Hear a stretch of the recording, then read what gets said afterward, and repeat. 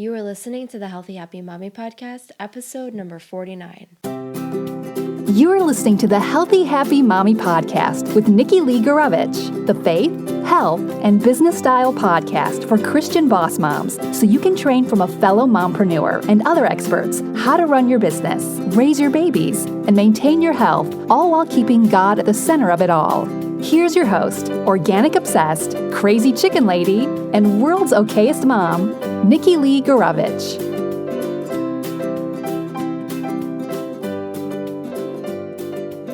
Okay, we are back for episode 49. Welcome to the show. Today I have with me, for the very first time in person, my husband, Mike, who some of you know, some of you don't know. If you don't know him, you're gonna love him. I'm just saying. You're not gonna love him like I do, though, because that would just be weird. He's all mine, so just don't even try it. But I promised you last episode that I would bring him on as the male figure to our weekend retreat that we went on, that if you haven't listened to episode 48, you might just want to hit pause on this baby and go listen to that one first, because on that episode, I share all about my takeaways from the weekend retreat that we went on, the very first marriage retreat. And I kind of didn't think that Mike would be willing to go at first. I kind of thought he would be like kicking and screaming most of the way. But I have to tell you that I was wrong, and he went willingly, and I did not even have to bribe him. And I wanted to bring him on because I know that there's probably a lot of you women that are listening thinking that you would absolutely love to have your husbands be a part of something like this with you, and that, you know, you've maybe been praying that they would like open up to the leading of the Spirit, and just hoping that, you know, maybe they would become a spiritual leader for your family, or, you know, that they would just be more involved with, you know, bettering the marriage and things like that. I will let Mike speak on this, but I would like to just say, for just the record, that sometimes our men can be a little bit stubborn in thinking that they don't need any assistance with things and that they don't need help. And I know for Mike, a lot of his resistance around marriage retreats was that he thought that meant that you had a problem and that you were going there as a last ditch effort to save your marriage, and that it was unnecessary. But I'm sure he would agree with me that what we went through on the retreat together was for anyone at any stage of marriage. There was people that hadn't even been married yet, and people who were basically on their last leg and ready to get divorced. So there was all different kinds of stages of marriage. And, you know, I would say that there's definitely something for everybody at the Family Life Weekend to remember. I can't speak for all marriage retreats because I am not a guru. I've only been to one. But I want you guys to hear me when I say that there is nothing more important that you can do for your marriage than to learn how to strengthen it while you have time, while you have the ability to strengthen it, and learn how to get close to your spouse, learn how to just learn, you know, the ins and outs of your spouse, and what makes them tick, and how you can be better. And I think we live in a society right now that is all me, and what can I do to better everything? And like for myself, what do I deserve? What should I do to make me better? But God does not teach us to do that. God teaches us to first serve Him, and then serve our spouse, and then serve our children. That is the order: God, spouse, children. And in none of those three things is it about ourselves, because the idea is that when we're following those three things, we will be satisfied, and God will do the rest, and He will satisfy our deepest needs. So what I'm thinking that I would like you guys to do is just maybe bring your husband on this episode, maybe have him listen to it, and hear from my husband, hear from somebody who was very resistant to this kind of thing, resistant to reading the Bible, resistant to just talks about the faith, and he has had a 100% change of heart. And glory to God, because I mean, he's the only one that could have changed his heart. And because of this, I believe that God wants to do a good work in this and show somebody else that there is a way that if your husband's heart is hard right now, or your husband does not want to hear it, your husband is not willing to bend in this direction, there's a way that he can be softened, and there's a way that that things can turn around and be changed. So I just want to offer you guys a little bit of encouragement and let you know that, you know, you can keep praying. You should still keep praying for your spouse. Never give up on that. And if you're able, have them listen to this episode so you can hear from my husband, who used to be in that space. So welcome, my love. Thanks for coming on the podcast with us. Oh, well, thank you for fitting me into your schedule. Welcome, everybody. I want to say thank you to my beautiful bride for allowing me to give a little bit of insight. If it's easier, you all can refer to me as Mr. Healthy Happy Mommy and Mr. Crazy Chicken Lady Man or something. I just wanted to speak a little bit. This is actually completely off the cuff. This is nothing that we had formulated. There was no pre-show notes. Basically, I was completely surprised one day on the way home from work. My wife says, "Hey, you really need to listen to this podcast. I can't wait to tell you, so I want you to listen to it, but I want you on." So my ride home, I listened. I felt completely flattered that I feel that I can actually offer something to all of you, and in her group that is following what she's saying and taking her advice, and she's very knowledgeable. I'm not doing this to kiss up in any way, but I was definitely a stubborn know-it-all for a long period of time. Like maybe most men out there trying to take hold of the family or taking the responsibility of the typical male role in society, where I have to be a hardened outer shell, and you don't let your feelings out, and you definitely just have to set the role model as a quote unquote man in the relationship, in society, at work, and there's really no time to soften up in a sense. And Nikki Lee had brought up at least a year and a half to 2 years, maybe even 3 years ago, "Hey, I'd love to, go on a marriage retreat." And it was simply proactive. It was, "I want to go on a marriage retreat." Now, to me, since I knew everything at that time and I had a hard outer shell, to me, marriage retreat translated into two things. One, there's something wrong, and we have to go there to fix it. And two, it's where we go to some place and I say, "Hi, okay, welcome, here's your materials, bye, babe, see you in 3 days." And it's a bunch of guys I don't know, possibly, going over scripture that I don't know, that I don't even know how to read. I can't even fumble my way through a Bible, let alone go there and pretend like I'm going to even be part of this group, and how am I going to even get anything out of this? And from the get-go, completely resistant. Arms crossed, not going to happen, no way.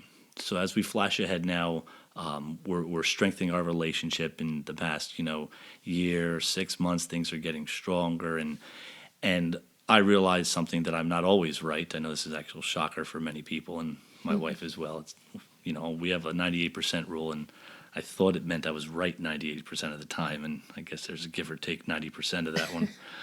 So when she had brought up again, "Oh, I'd like to go on a marriage retreat," since I've changed, I've been more willing to listen and more willing to understand and give of myself a little more. I didn't immediately, and my initial reaction was, "Nope, nothing's wrong. Why are we going to do this?" Same as I had before.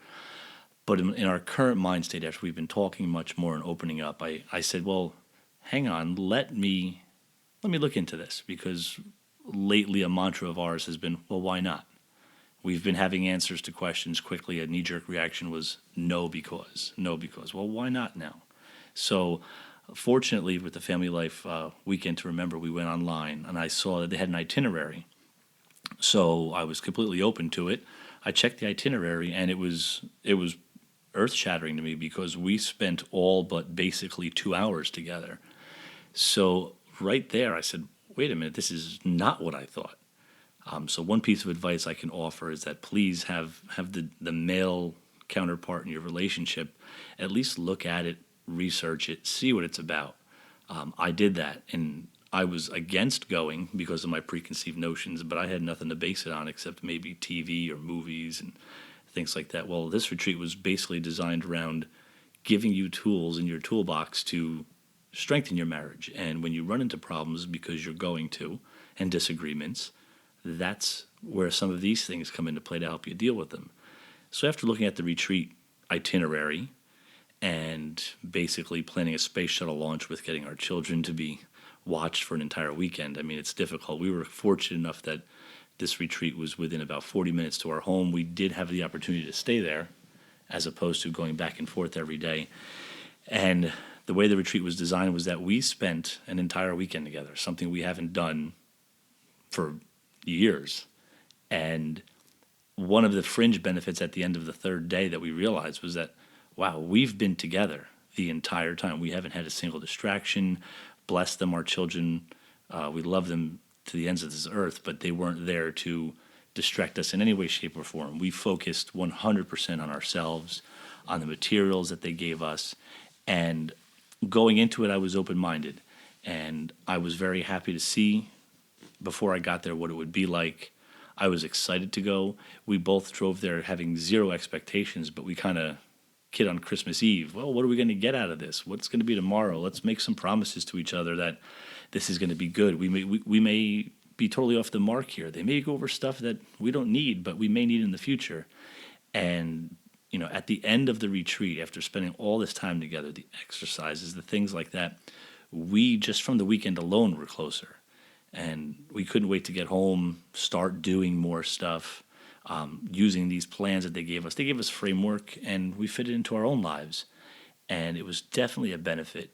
And what was really great and touching to me was that the way things worked out, where Nikki Lee had heard on the radio about this retreat, and just the timing, how we were talking before this, leading up to that exact moment where she heard it on the radio, and then she sends me a text message, and I'm at work, and I couldn't get out. Yeah, I'd totally be interested fast enough.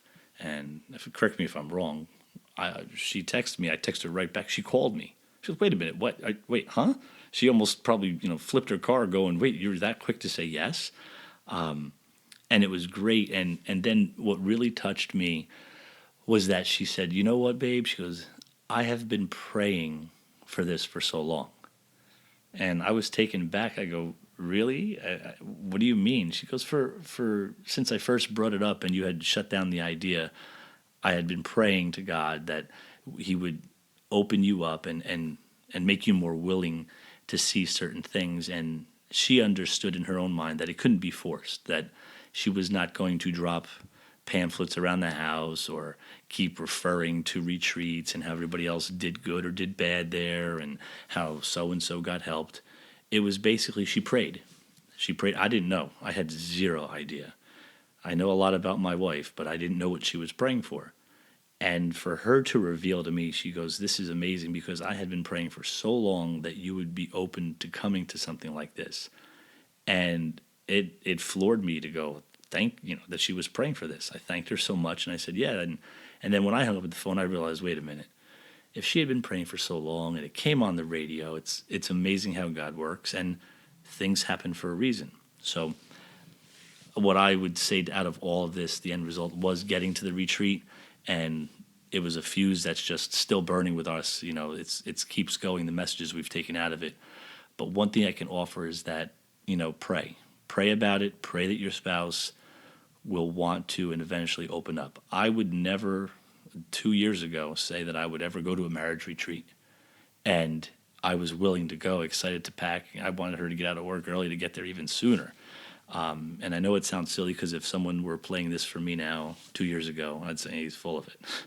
But her prayers were answered. And as she reminds me all the time, and God reminds all of us, that you can pray for, it's when he's ready, the message will be delivered and the opportunity will come to fruition, and it did. And I found myself at a marriage retreat, and I'm ever thankful that I did wind up going. And I think it all started from all the prayers from my wife. That's awesome. So, see, you guys, I'm not lying. He really did like it. So, Babe, what would you say would be like one of the things that that really like sticks out to you? And guys, just so you know, this retreat does give you these planners, like manuals almost. And for the type A personalities like I am, this is like Christmas because you get to write. It's like a journal almost. There's all kinds of note sections you can highlight and underline, and oh, it's the best. And it's like it's good quality. Oh my gosh, it's just awesome. So we actually have ours, and we decided to go over them weekly together so that we keep the material fresh in our mind. So we have it sitting out in front of us right now, and we're looking through it, and we just took notes and things. And there's a bunch of stuff here, but last week I went over with you guys the mom section, and I told Mike, I said, what do you think, what you would maybe want to share about something that you took away? So what would you say is something that like kind of stuck out to you that maybe is not something so obvious to most people? Well, two things that actually do stick out I are... only asked for one. Yeah, well, it's one answer See with how two he parts. just like does what he feels like? One answer with two responses then. One of the things is that they had gone over how you're going to encounter problems and how you deal with it. Everything is happy and blissful at the beginning, and they had made references to, oh, absolutely, whatever you want, and that's great and nice in a courtship period, but when it comes down to brass tacks and now you have a real problem, how do you deal with it? And something that they had referenced was your response to it. How you respond to the problems that you deal with, whether on a daily basis, life-changing events, who changes the baby at 2 a.m, who feeds the baby, and what they had basically said, the way you respond to these things either bring you together as a couple, or they drive you apart. And we discussed this morning, Nikki Lee and I, and how it's not a 50-50. Society says 50-50, and you do your part, I do mine. But sometimes, and it was easy for us because we knew this from the beginning, we'd share responsibility. It doesn't mean that if I wash the clothes, she dries and folds them. If she cooks dinner, I always do the dishes. There are some days where it's 100-0. If she's working all day and there's a hot meal on the table when she gets home and she's got other things to do, then I'll do the dishes. I'll get the children, and vice versa. We don't keep score.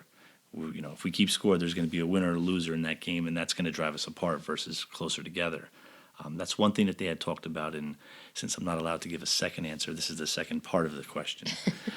The second thing was they did have an aspect on the male portion of the family and whether you're a father or soon to be eventually or just the husband. And something that was very touching to me was that they had stressed the fact of if you're a father or you're some sort of a male role model in the household, be the father that you wanted. We all say we're going to do better for our family than our family did for us, whether we came from a bad situation or a good one. We all want to do better, for our families. So when he had said that, I said, my father was great, but I wanted to be better. And that's not far-fetched, Think of the things that you admire about your father or the things basically that you don't. And try to ensure that you yourself aren't doing those things. It doesn't take much to put forth that effort. And something that really stuck out with that is that they said, your children won't be your children forever. And it kind of took me back, like, they're always your children. But they won't be children forever. At a certain point, they're going to be adults or young adults, and they'll leave the house. And when he said that, it put me in perspective. I realized, wait a minute, a lifetime, my entire lifetime, they'll be our children, yes, but they'll only be our child maybe until they're 18, 21, 2, And Until we're paying for their insurance, which is what, 23 or 24. And that's when they'll have to go, go find jobs Yeah. and make their money. But it made me realize that the time frame, the length of the game I had in mind as a lifetime to be that father for them, that got drastically shortened. So I know now that there's certain things that they're going to be receptive to, and doing older men things together is one thing, but now is the time that they're young children, and I need to take more of a responsibility to make a conscious effort to take advantage of these times as children when they are children, as opposed to young adults or adults. and that shortened the lifespan of the time I have to make that impression. And it really did stick with me. That's cool. So, what I'm thinking about is that the woman that's listening right now, or the man that's listening, is probably wondering, how is it that you are able to, how is it that you are able to, you know, kind of go from somebody who was not even close to interested in biblical teaching, marriage retreat, things like this. How did you go from somebody like that to now somebody who is, well, you guys don't know this, but we're reading the Bible together pretty much daily. He is seeking out ways that he can become the spiritual leader of our family. He has taken on the responsibility and the role of that. He's learning to humbly submit himself under God in the way that is designed for a husband to do. And, you know, as the wife, I am learning how I'm supposed to submit to him. And we're learning how to redo and revamp this relationship under God so that it's done the right way, the way that God intended from the very beginning. And I would like for you to say what you think. Like, how would you talk to the guy who is struggling with this? Because you were just that person just a few months ago. Right. How would you encourage that person to start letting down those walls of stubbornness and of control, and start to soften the heart around what God might have for him? Well, I know for a fact I am that guy, like you had just mentioned. No, I'm not receptive. I wasn't receptive. I mean, I started to realize that why not? You know, I would do a lot of things for my wife. You know, if she said, "Can you please do this?" If it was something simple, you know, get off the couch and help me with this quickly, or I would just be about to sit down and it was, "Can you do that?" So then I started realizing the bigger picture of things. When she was doing certain things, I wasn't with her. I would be preoccupied with my own things. However, we weren't spending the quality time together. I made the decision to go and start being more open to her and what she was doing. Now, she didn't force me, and we looked back and we realized when she did her thing and I did mine, we were often apart. And when we got apart for a few minutes, it turned into more minutes and then hours. And before you know it, she's doing a lot, I'm doing a lot. We're just not together doing what we wanted together. So I said, you know, let me make this decision. So the men out there that are saying, yeah, it's not me. I don't do the Bible. I don't do any of that stuff. I didn't either. And by no means am I an expert. I can't find any books in the Bible right now. I'm very happy that there's a bookmark in mine so I can just go back to it. But my point is that I was there where, no, none of this is for me. But I started to realize if I was willing to rearrange my schedule to go out to dinner, or have some quiet time going to the movies with my wife, why not try to open up and see what this book is that she's been waking up early every Sunday morning and going down while no children are awake, and she's reading and journaling and she's enjoying, and she comes out of that room with a smile on her face, and you know, what is she doing? Why not? And then I started to balance it out because I'm very practical and fact-based to a sense, and I went, okay, she's doing this and we're moving apart. Why don't I do it with her? We'll move closer together. So I just simply asked about it and started to show some interest, and I'm enjoying it. I'm getting out of it some guidance on a daily basis, and we had no expectations. And when I had spoken to her about it, she had said, "Listen, you know, let's do this together and let's be open about it. And we have no expectations." She goes, "I'm very happy that you're here with me to look over this." And I had said to her, and the way our relationship works is that we're honest with each other. And if I told her, I said, "This is just like everything else." I said, "I know it's the good book, and I know it's directly, you know, from the Lord's mouth to us. But if I don't like it, I'm going to tell you right now, I'm not going to do it. And that's how stubborn I am. I'm not going to do anything I don't want to do, or if I lose joy in something, I'll stop doing it because it's not fun anymore. And I did tell her this, and she goes, I understand. That's fine. And we're in the period still where I enjoy it, and I don't ever see a point where I'm not enjoying it because I'm getting spiritual guidance. I'm getting knowledge. She's teaching me. I'm learning from the Bible. There's so much that's happening, and I would have never thought it would have been me. Now, sitting back as one of the guys listening to this, you're probably arms crossed. Can't believe my wife got me to listen to this, but that's all I'm going to do. Food for thought. There was no game plan. This was not on my radar a year and a half ago. This was a podcast with my wife about all of this. Was never even on our radar a while ago. But here I am just trying to help. And you can't be forced. It's something you have to do, you want to do. I would just say when you are ready, women, don't force them. Don't make anything happen because, yes, you can lead a horse to water, can't make him drink kind of deal. The biggest turnoff for all of this would have been if my wife made me go to this retreat. I probably would have still, knowing what I know now, been willing and accepted it at some point. But if she forced me, I wasn't willing. I wasn't ready. And clearly God knows I wasn't ready yet. Life happens, and here we are, and I got there. So don't force him.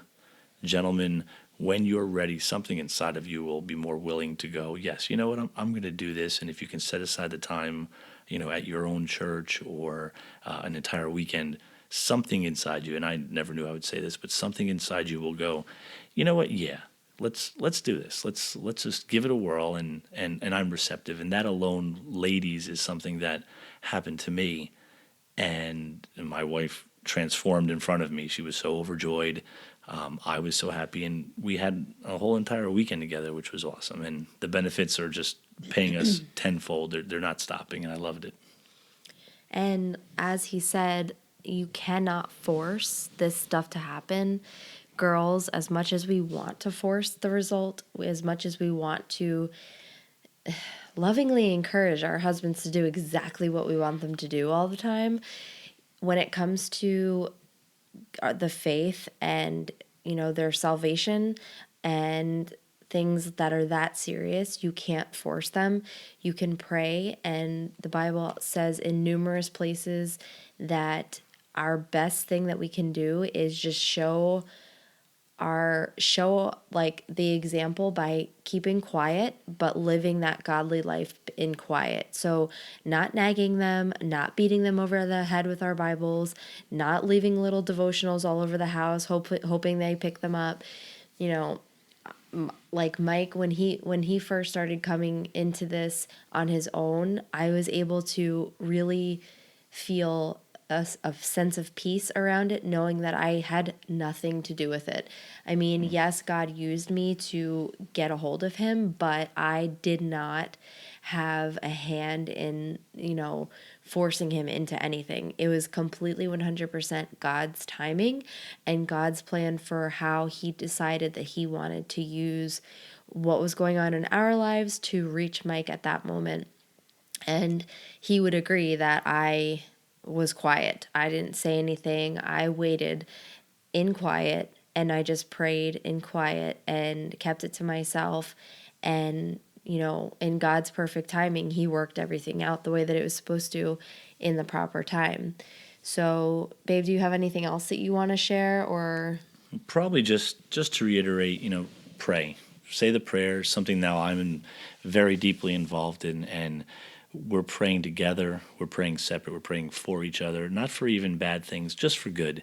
There'd be times during the day where I say, listen, I just prayed for you to have a great day, and I'll tell her that in a text message. And, sometimes she'll ask me, please pray for me, I'm having a difficult time here at work, and things like that.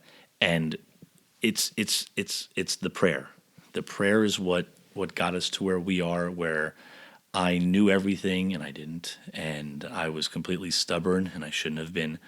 And I went to a marriage retreat, which I knew was only for broken relationships and things like that. I didn't know that. I didn't know really what it was about. It stems back to the prayer, and it really resonated with me that she had been praying for me for this to happen for, well over a year or two. And it hurt me to realize that the entire time that she was reading her Bible, I wasn't with her. Looking back, she was studying something to do with scripture and journaling about it and making, devotionals, and I was in the other room, maybe drinking a cup of coffee. And the time that we missed together was irreplaceable, and it was priceless what she was doing. And for us to do it together now makes me feel so much better. I regret that I missed those opportunities, but unfortunately they happened for a reason, and here we are sharing in those opportunities. So please continue to pray, and we don't know when the prayers will be answered or how, and we don't always have to trust the messenger, but we need to. God gives us signs, everything in a different way, shape, or form, and how it's packaged we don't understand, but the message will be there when the right time happens. And her prayers were answered. It was not within a week or two. She was persistent, and when God said it was about that time, it was. And I'm thankful for that it did happen when it did, and here we are, and it's just a great investment for us. Yeah, definitely. Hopefully we encouraged you guys a little bit. I know that it's a struggle, and I know that for some of you it's not so easy. It took, Mike said 1 to 3 years, but I've been praying for him for 5 or 6 years. Oh, now you tell me? I told you. And so it does take time. It does take a lot of persistent prayer and patience, and just us keeping our mouths, kind and not, nagging and stuff, because this is just, it's too important. So hopefully this encouraged you, but if you're feeling like a little almost despondent around it, like, oh, my husband will never change, trust me when I tell you, I honestly did not think that my husband would ever change. I really didn't. I completely just had to trust God on that one because of how stubborn he is, and how stuck in his ways he is.